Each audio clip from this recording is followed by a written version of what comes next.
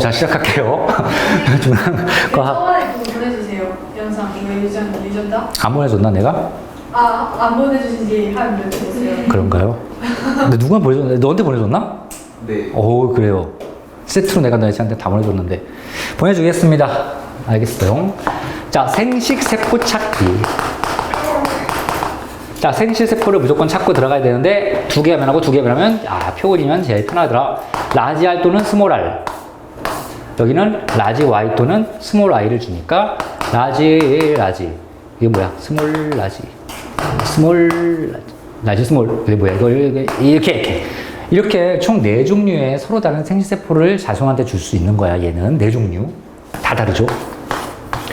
얘는, 얘 스몰 R 둘 중에 하나를 주나, 라지 둘 중에 하나를 주나, 똑같습니다. 그냥 얘 아니면 얘. 생식세포가 요거밖에 안 만들어져요. 요거 한 종류밖에.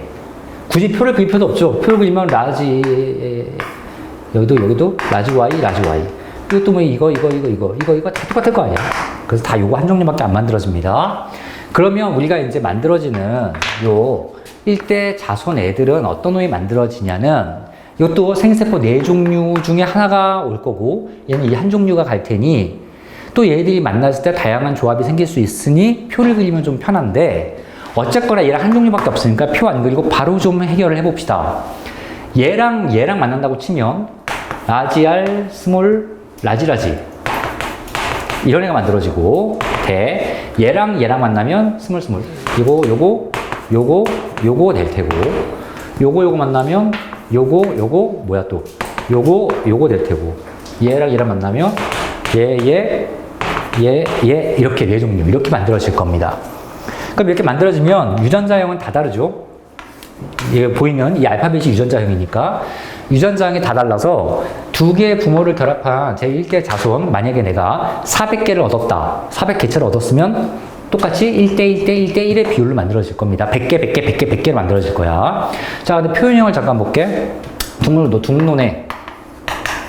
얘는 주름지고 노란색이네. 둥노. 얘는 주노네. 자, 그러면 표현형을 보면 크게 2가지입니다. 둥글고 노란색이나 또는 주름지고 노란색. 이렇게 크게 2가지로 이렇게 자손들이 쫙 나올 거고. 그럼 내가 처음에 자손들이 제1대 자손이 400개를 얻었다 그랬지? 그 400개 중에서 둥글고 노란 게 몇 개가 내 눈에 보이겠어? 200개가 보이겠고. 반이니까 딱. 주름지고 노란 애도 딱 200개가 보이겠지. 자, 그러면 이 자손 둘에서는 초록색은 보이지가 않을 겁니다. 초록색 유전자가 있긴 있는데 요거 하나밖에 없기 때문에 그 하나가 이게 숨어 있어. 열성 유전자이기 때문에 얘가 열성 유전자이기 때문에 표현용으로 드러나지 않습니다. 숨어만 있어요. 그래서 노란색 애들만 쫙 보이겠지. 그럼 이 그림에서 이 자손을 얻었다. 이 2개를 문제는 이렇게 나오겠죠. 이 2개를 교배해서 자손을 얻다. 자손 중에 둥글고 주름진 거는 몇 대 몇으로 나오겠는가? 1대1로 나오겠지. 둥근 거 200개, 주름진 거 200개, 1대1로 나오겠지. 자손 중에서 노란색과 초록색은 몇 대 몇으로 나올까? 그럼 1대 빵, 100대 빵으로 나오겠지. 400대 빵으로 나오겠지. 초록색은 하나도 없으니까. 자, 그래서 둥글고 노란색 얘들이 별도로 각각 표현형에선 보이는 거야. 자, 우리가 라지 R, 스몰 R 둘이 싸울 때 둥근 거, 이 라지 R 때문에 둥글게 보인다. 이게 무슨 법칙이야? 우열의 법칙이지. 이런 대립형질 유전자에서 둘 중에 조금 더 센 게 있더라. 표현용으로 보이는 유전자가 있더라. 요거는 주름진 유전자야. 주름진 유전자는 둥근 게 라지 R이 있으면 얘가 밖으로 표현되지 않습니다. 얘가 열성 유전자고 얘가 우성 유전자가 된단 말이야. 이게 우열의 법칙이지. 자, 얘네가 요 2개 라지 R, 스몰 R 중에 둘 중에 하나를 자손하게 주게 돼. 둘 중에 하나를 자손하게 주게 돼. 여기 둘 중에 하나를 자손하게 물려주는 걸 무슨 법칙이라 그래? 분리의 법칙이라 그러지. 둘 중에 하나만 자손한테 주는 거야. 둥글고 노란색을 자손한테 줄 텐데 둥근 형질과 노란색 성질 각각 별도로 각각 주는 거란 말이야. 예를 들어서 둥근 거에 노란색이 딸려가거나 좀 노란색이 보이는데 주름진 게 같이 조금이라도 더 묻어오거나 이러지 않는단 말이야. 이게 무슨 법칙이야? 독립의 법칙이지. 뭐 눈빛이 그래. 뭐 처음 보는 것 같은. 자, 우열의 법칙, 분리의 법칙, 독립의 법칙 세 가지 법칙이 있었어. 뭐가 뭔지를 구별을 해내야 돼. 지난번에 했던 게 이제 이런 얘기들이었습니다, 주로. 자, 문제는 뭐 좀 더 풀어볼 거고요. 그 숙제로 39페이지까지 내가 어려운 거 그때 몇 문제 풀었었고 했었는데 좀 어려운 거 있었냐? 없으면 넘어갈 거고요. 아유, 질문도 없고 아주 잘하고 있는 것 같아요. 나쁜 놈들. 본격적인 오늘 내용 들어가 볼게요. 빨리 끝내보고 문제 같이 또 많이 풀어보자. 어차피 여기는 내가 한 세트 문제 같이 다른 것도 줄 거야. 줄 거야.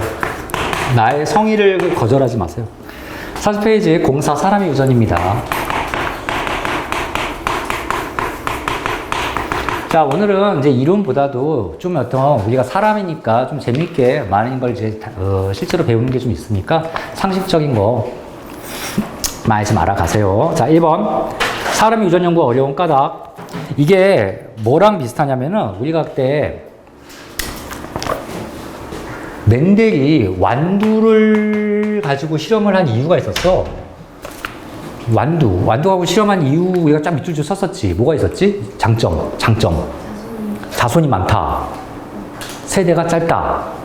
그리고 애매하지 않아요. 형질이 구분이 됐다. 그런 것들. 그래서 우리가 완두를 선택한 거란 말이야. 동물에서는 또 뭘 많이 한다고 그랬지? 초파리를 많이 합니다. 초파리 알죠? 무슨 뭐 포도나 뭐 먹으면 이렇게 날라오는 파란 그 조그만 파리. 실제로 파리인데요. 좀 작아요, 파리가. 작고요. 그거 나중에 막 알도 낳고 애벌레도 막 생기고 막 집에서 좀 길러본 사람도 있나? 뭐 기르고 싶어서 기르는 건 아니겠지만 청소 같은 거 안 하면 자연스럽게 길러집니다, 집에서. 근데 초파리 더럽지 않아요? 더럽죠. 근데 일반 파리보다는 초파리가 그래도 깨끗해. 일반 파리보다는. 그럼 똥파리는 얼마나 더러운 거예요? 아유, 뭐. 똥파리가 말만 똥파리죠. 똥도 먹고 다른 것도 먹고 많은 걸 먹어서 그렇지. 똥파리가 약간 몸이 약간 반짝반짝하잖아. 귀여워요. 그 반짝반짝한 게 그 똥 성분에 들어있는 인 같은 걸 섭취해서 반짝반짝한 거야. 그러니까 뭐 집에 산 같은 데 가다가 딱정벌레가 좀 반짝반짝한 게 있다. 그럼 걔는 똥도 먹고 사는 그런 애들입니다. 그래서 어쨌거나 초파리도 세대가 짧고 자손이 많고 뭐 그런 애가 동물에서 이제 초파리를 많이 본단 말이죠. 인간한테 제일 중요한 건 사실 사람이야. 사람을 연구하고 싶은 건데 사람을 연구하기 좀 힘들지. 자, 왜 힘드냐? 첫 번째, 한 세대가 길고 자손수가 적다. 네, 믿지 않으셔도 돼요. 뻔한 얘기 아닙니까? 세대 길다. 자손 작다.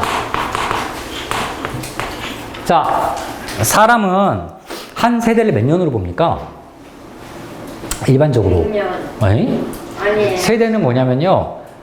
우리 이수가 커가지고 결혼해서 애를 낳으면 거기까지가 한 세대야. 애 안 낳을 건데. 번식을 하는 게 한 세대야. 번식을 하는 게. 야, 안 낳을 거를 왜 그래. 너 같은 애 때문에 지금 우리나라가 인구가 줄어드는 거야. 자, 많이 나세요, 여러분들. 30년으로 봅니다. 30년. 한 세대가 30년. 그래서 10세대면 300년, 뭐 이런 식으로. 대충 30, 야, 세대가 너무 길어. 연구를 좀 해보겠다고 해도 연구원이 먼저 죽을 겁니다. 그 이제 번식을 이제 사람이 워낙 늦게 하니까. 자손이 적어요. 뭐 초파리처럼 한 번에 막 200마리까지 안 나는 거야. 초파리는 한 번에 한 100마리, 50마리, 100마리 낳습니다. 근데 인간은 낳아봤자 1명, 2명이잖아. 많이 낳아봤자. 인간은 기본이 1명이야. 2명 낳는 게 이상한 거야. 기본이 1명. 이상하기보다는 쌍둥이가 그래서 좀 드물죠. 자, 기본이 1명이니까 자손이 너무 적어요. 뭔가 관찰하고 싶어도 관찰이 잘 안 된다는 그런 뜻이죠. 뻔한 얘기입니다. 2번. 대립형질이 복잡하고 환경영향을 많이 받으면 교배 실험이 불가능하다. 자, 대립형질 복잡. 뻔하죠. 완두 같은 건 아까 이수가 말했나? 아주 뚜렷하다. 근데 사람은 내가 뭘 보고 싶냐면 쌍꺼풀이 잘 생기는지 안 생기는지 보고 싶어. 쌍꺼풀 다 있나? 있는 학생 없는 학생 있지. 그러면 어떤 개체를 봤을 때 쌍꺼풀을 봤는데 쌍꺼풀이 있는 것 같기도 하고 없는 것 같기도 하고 약간 반쌍꺼풀 좀 있는 것 같기도 하고 애매모호한 경우가 있단 말이야. 그러니까 뚜렷하지 않으니까 뭔가 관찰하기가 힘든 거야, 연구원들이. 또는 피부색을 보고 싶어. 그러니까 하얀 피부도 있겠지만 뭐 이게 저 까만 건지 불구죽죽한 건지 뭔가 애매한 그런 피부도 있단 말이지. 그래서 확실하지가 않은. 인간은 굉장히 유전자가 복잡하기 때문에 이게 대일 평질 뚜렷하지 않고요. 환경의 영향을 많이 받는다. 뭐 뻔한 얘기죠, 이것도. 피부색 관찰 좀 해보려고 했더니 얘가 맨날 땡볕에서 놀고 앉아있네. 피부가 유전적으로 까만 건지 햇빛에 타서 까만 건지 애매하죠. 그래서 그런 것도 환경 영향을 너무 많이 받고요. 교배 실험 불가능하다. 아까 봤죠? 이런 자손과 이런 자손이 와서 이런 애가 나타났고 얘를 다시 무슨 수분? 자가 수분. 이런 애랑 다시 자손들의 하나랑 얘는 또 다시 새끼를 낳으면 뭐가 나올까를 이런 연구해야 되는데 인간으로 하면 이건 큰일 나죠. 인간으로 하면. 그래서 이런 것도 안 되고요. 제약이 좀 많더라. 그리고 또 뭐야, 뭐 이거 하나 빠졌는데요. 그냥 뭐 슬퍼. 야, 윤리적 문제가 크죠. 인간 가지고 뭔가 실험을 하면 이제 윤리적으로 뭔가 욕을 많이 얻어먹으니까. 지금 우리가 생물학 분야가 배우고 있고 사람의 유전 배우고 있잖아. 그런데 실제로 많은 회사에서, 많은 제약회사나 많은 나라에서 암암리에 인간을 상대로 연구를 많이 해놓고 발표를 안 하고 있대요. 윤리적으로 욕을 먹고 있어서. 뭐, 그렇답니다. 자, 2번. 사람의 유전 연구소. 이건 이제 봐야 됩니다. 자, 2번. 그럼 사람은 어떻게 연구하느냐가 몇 가지가 나오냐? 4가지가 나오죠. 다 외워야 됩니다, 이거는. 자, 첫 번째. 제목을 봐서요. 가계도 조사. 자, 일단 가계조사 옆에 좀 읽어볼게. 특정 형질을 가진 집안에서 여러 세대에 걸쳐 이 형질이 어떻게 유전되는지 알아보는 방법. 화살표. 특정 유전 우열관계 유전이 가족 구성의 유전이 가지고 태어날 자주 형질 예시 가족 등등등. 가계도조사 밑줄 쫙 치시고. 가계도는 이런 거 많이 이제 해봤을 겁니다. 자, 아빠와 엄마 사이에서 나가 태어나고 내 동생이 하나 있더라. 이렇게. 근데 이제 시간이 지나서 내가 다시 어떤 사람과 한 명 결혼을 해서 다시 자식을 낳더라. 아들, 딸, 아들 이렇게 3명을 낳았더라. 동생도 또 누군가와 결혼을 해서 자식을 2명 낳았더라. 또 그 아들이 또 누구랑 결혼을 해서 또 누구를 낳았더라. 아빠도 그 당연히 할머니, 할아버지가 있겠죠. 뭐 친할머니, 친할머니. 엄마도 외할머니, 외할아버지가 또 있었겠죠. 이렇게 있었겠죠. 따라서 물론 나를 기준으로 또는 아빠나 엄마를 기준으로 이렇게 위아래로 쫙 그림을 그릴 수 있는데 이게 어떤 한 집안의 가계 그림을 그려주는 가계도가 되는 겁니다. 그래서 가계도를 이렇게 만드는 거고요. 이 가계도 조사가 사실 사람의 유전에서는 굉장히 유용하겠어요. 니네가 뭐 이러면 안 되지만 혹시 집안에 무슨 암 환자분이 계시면 의사가 뭐부터 조사하냐면 뭐 웃어 너? 저희 할머니 얼마 전에 수술했어요. 암이 유전력이 굉장히 많기 때문에 의사가 뭐부터 물어보냐면 가족 중에 암인 뭐 걸리신 분 있어? 그걸 물어봐. 엄마 쪽 아빠 쪽 둘 다 암 있어요. 맞아요. 저 그럼 100% 당첨 아니에요 저는? 아니 또 그런 건 아니야. 그런 건 아니에요. 대신 확률이 좀 높죠.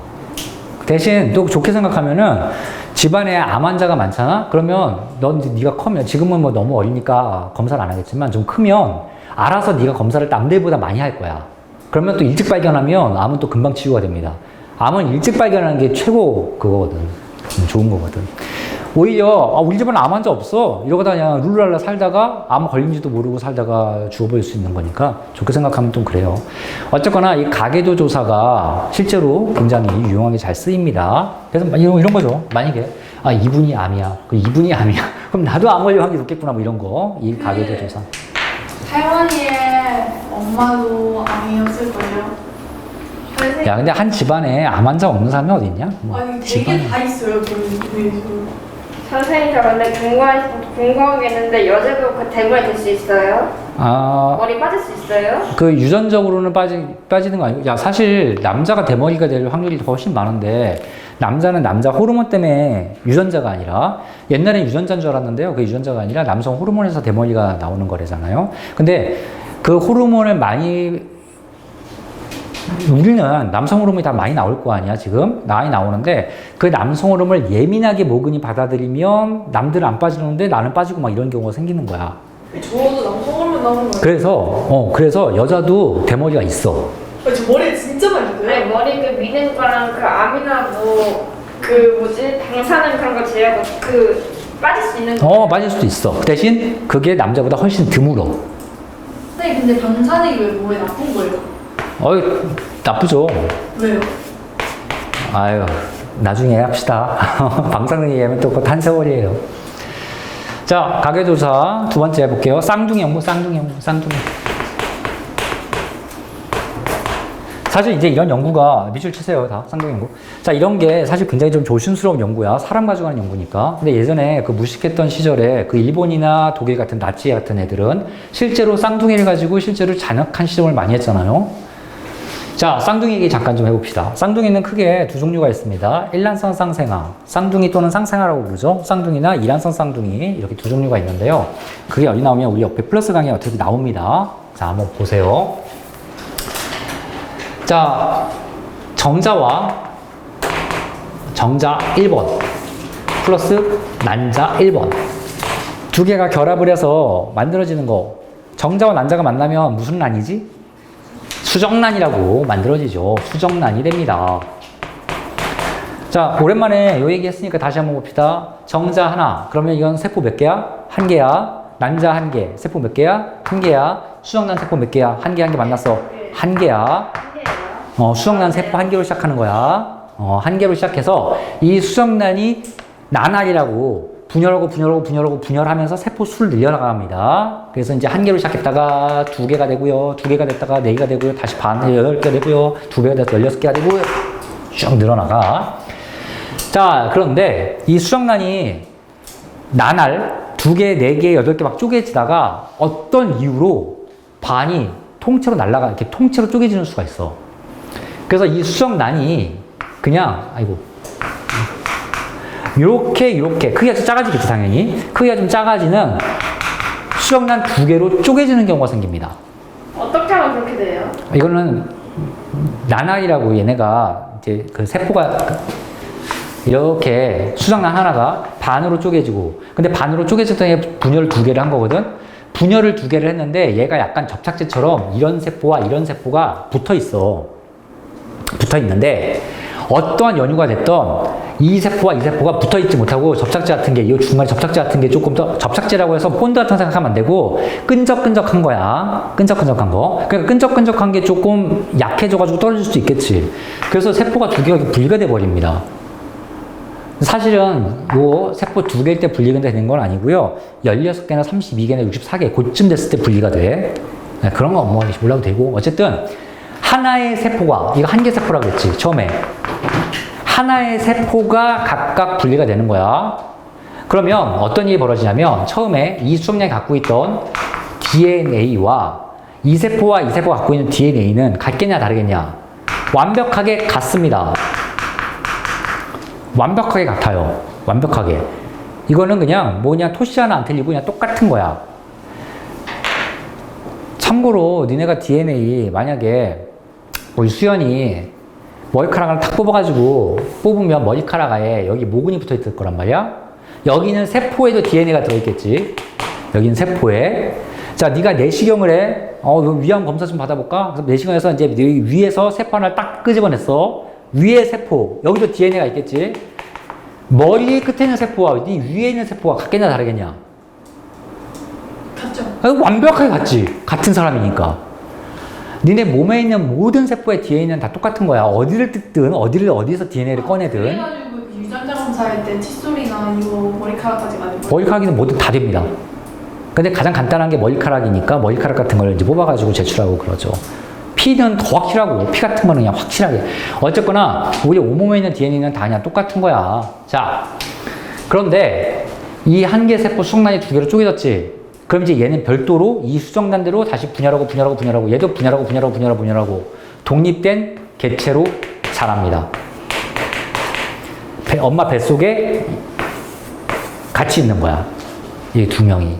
이게 쌍둥이야. 쌍둥이. 자, 또 한 경우는 어떤 경우가 있냐면요.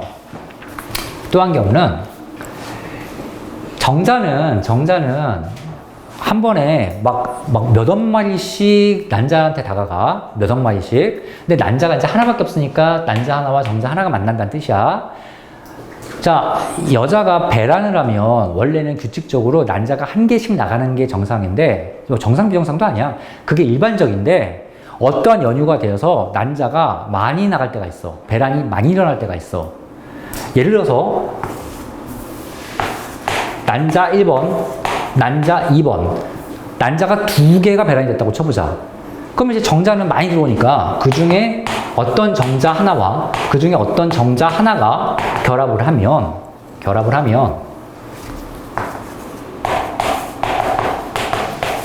여기서도 수정란이 하나 만들어지고 여기서도 수정란이 만들어지는데 이 두 수정란은요 DNA 자체가 다릅니다. 처음부터 달라 먹었어요. 왜냐면 같은 세포들이 아니었잖아. 자, 이거면 내가 이런 질문을 가질만 하죠. 야, 선생님, 요 정자와 요 정자는 어차피 같은 사람 거였잖아. 이 난자와 이 난자도 어차피 같은 여자 거였잖아. 그런데도 얘네들 달라? DNA가 달라? 2개가 섞여서 만들어져. 2개가 섞여서 만들어진 거니까. 난자 2개를 만들었단 말이야. 그 2개의 난자가 DNA가 다를까? 다릅니다. 왜 달라? 니네가 갖고 있는 DNA에서 반만 줄 거 아니야. 남자든 여자든 이게 이 정자나 이 정자나 이 난자나 이 난자나 그 엄마가 갖고 있는 DNA에 반이 여기 실려 있는 거고 아빠가 갖고 있는 거에서 반이 실려 있는 거잖아. 내가 갖고 있는 거에서 반을 어떻게 줄지는 아까 지웠죠. 생식세포의 종류가 많이 나오잖아. 생식세포의 종류가 달라. 이 정자와 이 정자는 다른 정자야. DNA를 다르게 갖고 있어. 이 난자도 DNA를 다르게 갖고 있어. 아까 선생님이 말한 거 수연이의 머리끝부터 위에 있는 애까지 DNA 같다는 얘기는 DNA 전체를 보는 거고 이 DNA 전체에서 어떻게 반을 생식세포로 줄까는 그때 달라집니다. 어떻게 반을 줄까는. 따라서 2개는 다른 수정란이고요. 얘는 얘대로 커서 사람이 되고 여기다 얘도 얘대로 커서 사람이 이렇게 됩니다. 사람이 돼서 이렇게 자라기 시작해요. 이렇게 만들어지는 쌍둥이를 R이 하나잖아요. 1난성 쌍둥이고요. 얘는 처음부터 난자가 2개였죠. 2난성 쌍둥이고요. 1난성 쌍둥이는 그래서 DNA가 같으니까 남자, 여자 성별 같은 건 당연한 거고 생김새도 똑같고 얼굴도 똑같고 성격도 비슷합니다. 성격은 이제 자라면서 이제 외부 환경과 조금씩 교류를 하면서 형성이 되는 거니까 성격까지는 그냥 비슷하다고 정도만 보면 되는데 외모나 뭐 다른 DNA나 이런 건 다 똑같아요. 그래서 나중에 둘이 이제 어른이 됐을 때 얘가 혹시나 간에 이상이 생겼어, 뭐 교통사고 같은 거 나서 간이 이렇게 망가졌어, 그럼 여기 간을 뜩 꺼내다가 여기 탁 붙여도 전혀 이상 없죠. 거부 반응이 없습니다. 그냥 DNA가 똑같기 때문에. 나중에 어른이 되면 DNA가 100% 똑같지는 않아, 또 웃긴 게. 근데 어쨌거나 DNA가 똑같습니다. 근데 얘는 아예 다른 사람이에요. 아예 다른 사람. 다른 사람이라고 뭐 100% 남과 같다, 남처럼 다르다는 게 아니라 형제 정도는 DNA가 비슷해. 형제 정도는 되는 거야. 형제 정도. 같은 엄마, 같은 아빠니까. 자, 그래서 이게 이란성 쌍둥이. 선생님, 저 근데 궁금한 게 있는데요. 그럼 샴 쌍둥이랑 새 쌍둥이, 네 쌍둥이는 어떻게 되는 거예요? 새 쌍둥이, 네 쌍둥이는 여기 이제 세트가 많아지는 거야. 요게. 참고로, 요게 한 번은 쪼개져서 1년성 쌍둥이는 2명 정도는 태어나는데, 이게 또 쪼개지고 또 쪼개져서 막 세 명의 DNA가 똑같은 이런 쌍둥이는 나타나지 않습니다. 그래서 1년성 쌍둥이는 거의 대부분 다 이렇게 2명이고요. 사실 얘는 난자가 하나 더 있으면요. 난자가 만약에 어쩌다가 배란이 3개가 됐어. 어쩌다가. 그러면 정자가 또 하나 더 붙어가지고 또 3명 태어나는 겁니다. 그럼 새 쌍둥이 되는 거고요. 이제 엄마가 배가 막 이만해지겠죠. 새 쌍둥이니까. 우리나라 기록이 몇 쌍둥이지? 7쌍둥이인가? 우리나라 기록이 7쌍둥이인가 그렇잖아? 진짜요? 그럼 샴 쌍둥이는 뭐 어떻게 붙는 거예요? 붙는 거예요? 삼쌍둥이는 나중에 이제 발생 같은 거 이제 고등학교 때 배우면요. 얘가 세포가 분열되면서 팔 같은 게 다리 같은 게 자라기 시작해. 근데 그게 이제 세포가 분열된 세포가 죽고 막 이러면서 발생되는 거야. 니네 엄마 뱃속에서 처음에 콩알만하게 자라기 시작할 때 니네 손에 물갈퀴가 다 있어. 인간은 다 물갈퀴가 있어. 그게 이제 어떤 포유동물도 바다에서부터 생명이 시작됐다는 진화론의 한 증거야. 근데 결국 물갈퀴 없잖아. 물갈퀴를 만드는 그 세포들이 다 없어져서 죽는 거거든. 죽어서 없어지는 거거든. 그래서 세포가 자라나고 죽고 과정이 엄마 뱃속에서 일어나야 되는데 그 과정이 뭔가가 잘못돼서 더 자라거나 죽는 게 덜 죽었거나 그럼 샴쌍둥이 같은 게 태어날 수도 있는 거지. 특히 이게 세포가 쪼개져야 돼. 깔끔하게 쪼개지지 못하고 예를 들어서 반으로 쪼개질 건데 세포가 아우 여기가 좀 붙어 있는 거야. 그러면 이제 여기가 얼굴이 되는데 배 같은 게 붙어 있고 뭐 이렇게 배 같은 게 붙어 있고 뭐 이런 이제 삼상둥이한테 태어나기도 하죠. 다리가 이렇게 각각 다리가 이렇게 이제 있기도 하고 이런 식으로. 그래서 이 나날 떨어지는 과정에서 깔끔하게 떨어지지 못하는 경우 다양한 경우가 있습니다. 자, 그래서 쌍둥이 이런 걸 연구를 조사를 한다고 했는데요. 이것도 사람이다 보니까 연구하기 좀 쉽지는 않은데 옛날 독일 같은 데서는 또 일본 같은 데서 일본 애들 워낙 잔인하니까 걔들은 특히 일란성 쌍둥이를 좋아해서 특히 DNA가 똑같으니까 그래서 독일 같은 데서 이런 실험 했잖아요. 일란성 쌍둥이 애들 2명을 넣고 1명을 옆방 가서 죽여버리는 거야. 그럴 때 얘가 어떤 느낌을 받느냐 이런 거 연구하고 잔인한 놈들이죠. 그냥 죽이는 게 아니라 막 꼬창이라고 배를 쿡쿡 쑤셔봐. 막 피가 막 나오고 막 엄청 고통스러워 하겠지. 그럴 때 DNA가 같은 다른 쌍둥이는 어떤 뭐 느낌을 뭐 텔레파시 같은 거 통하나 이런 거 받나 이런 거 해보고요. 그래서 어떻게 됐어요? 다 죽는 거지 뭐 실험하다가.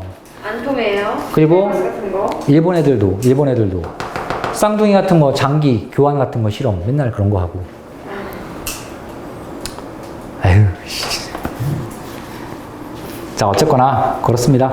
자, 그래서 그 일란성 쌍둥이, 이란성 쌍둥이 밑에 표가 나오죠? 그거 간단하게 잠깐 볼게요. 자, 일란성 쌍둥이 볼게요. 봅시다. 하나의 수정란 밑줄 쳐. 밑에 하나의 수정란. 자, 오른쪽에 이란성 쌍둥이 나와 있죠? 이란성 쌍둥이. 각기 다른 두 개 중간 밑줄 쳐. 2개의 수정란. 그래서 키워드가 이겁니다. 일란성 쌍둥이는 수정란이 하나고요. 이란성 쌍둥이는 수정란이 2개 이상입니다. 세 쌍둥이는 수정란이 3개고 네 쌍둥이는 수정란이 4개고. 자, 3번 통계조사.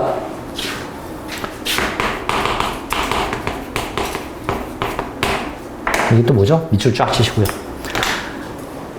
자, 통계조사. 특정 형질이 사람에게 나타난 사례를 가능한 많이 수집하고 자료를 통계적으로 분석하는 방법. 화살표, 형질 유전자 특징, 유전자 분포 등을 밝힐 수 있다. 뭐 이렇게 나옵니다. 자, 통계조사. 실제로 사람을 갖고 막 이런 거 조사하기 힘드니까 통계적으로 뭔가 보는 건데 대표적으로 요즘 예를 들어서 일본에서 그 뭐 후쿠시마 뭐 원자력 발전소가 뭐 사고가 나가지고 방사능이 펑펑 누출되고 뭐 해서 일본에 예를 들어서 얘가 아니야 실제로 각삼세만 환자가 14배인가 뭐 증가했다잖아. 그거 확 증가한 거야. 그런 걸 통계적으로 분석해 보는 거지. 그러면 지금 일본 사람들이 아까 방사선 얘기했잖아. 방사선의 영향으로 일본 사람들 유전자가 갑상선만 많이 발생하는 유전자로 좀 바뀌었겠구나를 알아낼 수 있는 거야. 그래서 그런 게 통계조사. 4번 염색체와 DNA 분석 밑줄.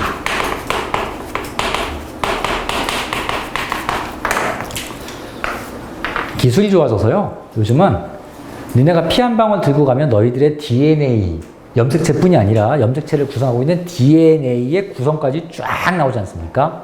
그러면 도대체 얘가 무슨 DNA를 갖고 있구나, 무슨 염색체를 갖고 있구나, 넘어서서 그 염색체 안에 무슨 DNA가 있구나까지 다 판단은 가능하죠. 지금 여성들 유방암은 DNA 검사를 하면 나와. 이 사람이 유방암 걸릴 확률이 얼마나 되는지, 유방암 유전자가 있는지가 나와. 그리고 유방암뿐이 아니라 이제 다양한 암 표지, 암의 DNA가 있는지 DNA로 많이 연구가 되고 있어. 영화에 보면 그런 게 있어요. 예전 영화긴 하지만 명작 중에 하나가 가타카라는 영화가 있는데 니네가 봤는지 모르겠는데요. 첫 장면이 이래요. 애가 딱 태어납니다. 그러면 간호사가 피 한 방울 딱 뽑아가지고 컴퓨터에 넣고 띠지직 하니까 이 사람은 27살에 폐암 걸릴 확률 몇 퍼센트, 32살에 심장질환을 걸릴 확률 몇 퍼센트, 뚜두두둑 다 나옵니다. DNA 분석을 해서. 그게 가능한 얘기예요. 불가능한 얘기가 아니라 지금도 어느 정도 가능합니다. 지금도. 근데 그거는 안 해요. 왜 안 하겠냐? 윤리적 문제 때문에 안 하는 거야. 해야 되는데. 너 몇 살 때 암 걸리고 이거 알고 싶니? 네. 그래? 나는 알기 싫어. 아니 그럼 미리 예방할 수 있잖아요. 그래요. 알고 싶은 사람도 있고, 그런데 어쨌든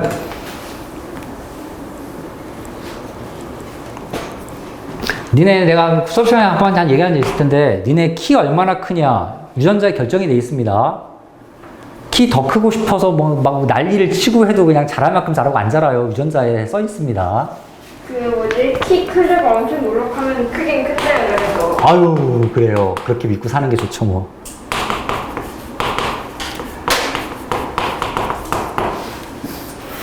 근데 선생님은 눈 아파서 안경 쓰고 있는데 니네들은 여학생들은 안경을 하나도 안 썼네. 렌즈 끼니? 아니요. 하윤이 눈 좋아? 드림렌즈입니다. 그래? 드림 렌즈?